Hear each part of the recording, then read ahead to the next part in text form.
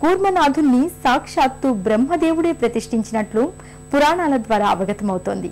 అలాగే శ్వేతరాజు తపో ఫలితంగానే శ్రీ కూర్మనాథ స్వామి వారు ఇక్కడ వెలిసినట్లు చెబుతారు. గర్భాలయంలోకి ప్రవేశించిన భక్తులు గర్భాలయంలో కొలువైన శ్రీ కూర్మనాథ స్వామి దివ్యమంగళ రూపాన్ని దర్శించుకుని భక్తితో చేతులు జోడిస్తారు.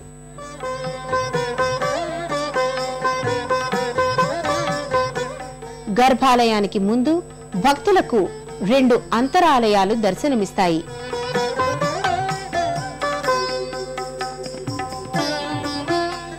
అతి ప్రాచీనమైన ఈ అంతరాలయాల్లో ఉన్న స్తంభాలు, ప్రాకారాలపై మనోహరమైన శిల్పాలు దర్శనమిచ్చి మైమరిపిస్తాయి.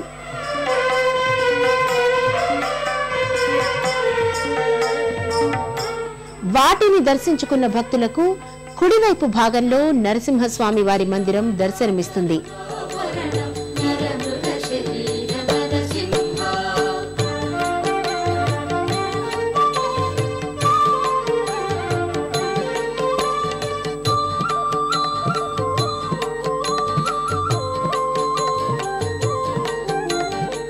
ఈ మందిరంలో కొలువైన నరసింహస్వామి వారు భక్తులకు కావలసినంత మానసిక ధైర్యాన్ని ఇస్తారని భక్తులు నమ్ముతారు.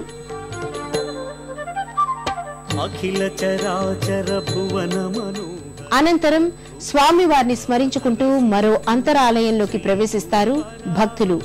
ఈ అంతరాలయంలో భక్తులకు భయాల కూర్మనాథ స్వామి వారి శిలా ప్రతిమ ఒకటి దర్శనమిస్తుంది.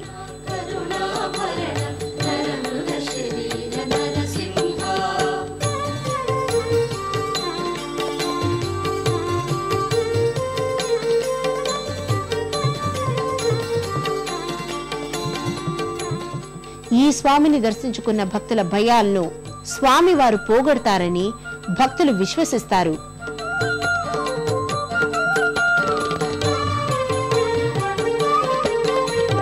నరహరి రూప నవ్య స్వరూప జయ జయ జ్వాల.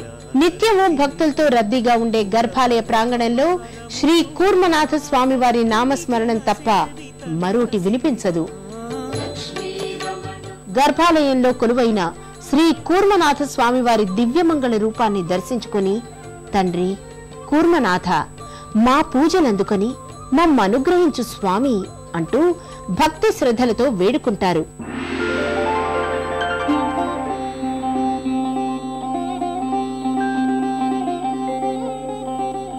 ఇక్కడ ఈ ఆలయంలో స్వామి మూల విరాట్టు పశ్చిమాభిముఖంగా దర్శనమిస్తుంది.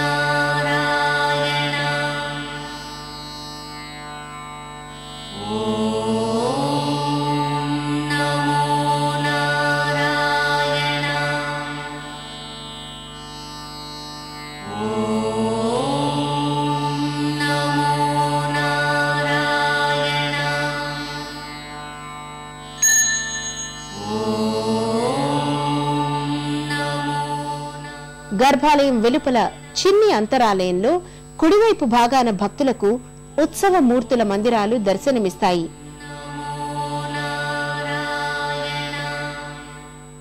ఈ మందిరంలో గోవిందరాజస్వామి, శ్రీదేవి, భూదేవిలకు చెందిన ఉత్సవమూర్తులు భక్తులకు దర్శనమిస్తాయి.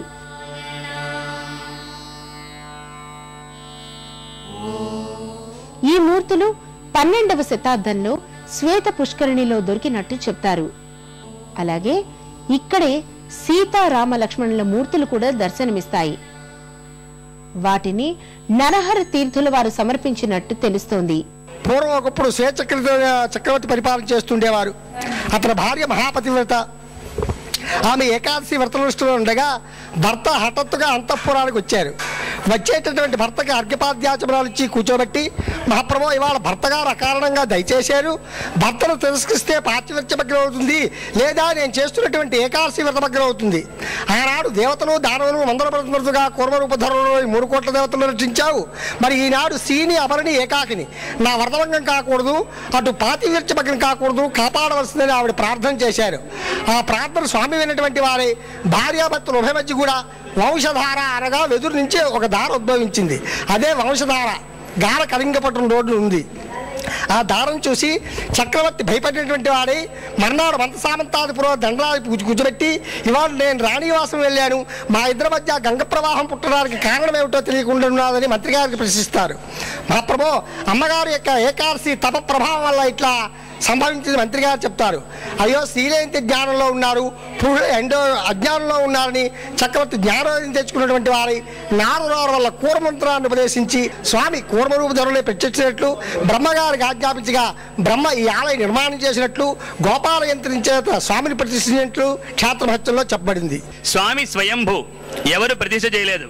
చతుర్ముఖ బ్రహ్మ ఈ క్షేత్రంలో యంత్రస్థాపన చేసినట్టుగా పద్మపురాణ అంతర్గతంగా తెలుస్తూ ఉన్నది. జ్యేష్ఠ బహుళ ద్వాదశి నాడు కృతయుగ కాలంలో స్వామి స్వయంభూగా వెలసినట్టుగా పద్మపురాణ అంతర్గతంగా విషయం. అలాగనే బ్రహ్మాండ పురాణంలో దూర్వాస మహర్షి తన యొక్క శిష్యగణంతో ఈ క్షేత్రానికి విచ్చేసి దూర్వాస తీర్థయాత్ర అనే ఘట్టం కూడా బ్రహ్మాండ పురాణ రీత్యా తెలియజేస్తూ ఉన్నది. జగం మొత్తానికి పనికొచ్చినటువంటి అమృతము, ఓషధులు వీటన్నిటినీ కూడా ఇచ్చినటువంటి 2వ అవతారమైనటువంటి కూర్మనాథ స్వామి వారి క్షేత్రం ప్రపంచంలోనే ఏకైక క్షేత్రంగా పేర్కొంటున్నారు.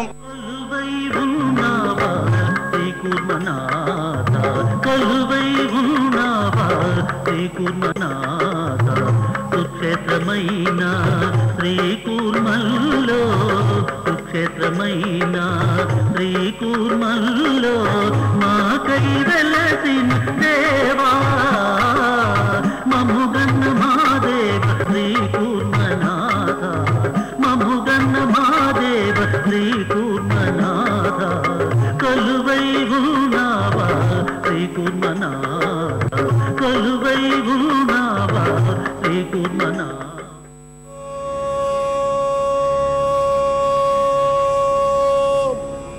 నమో నా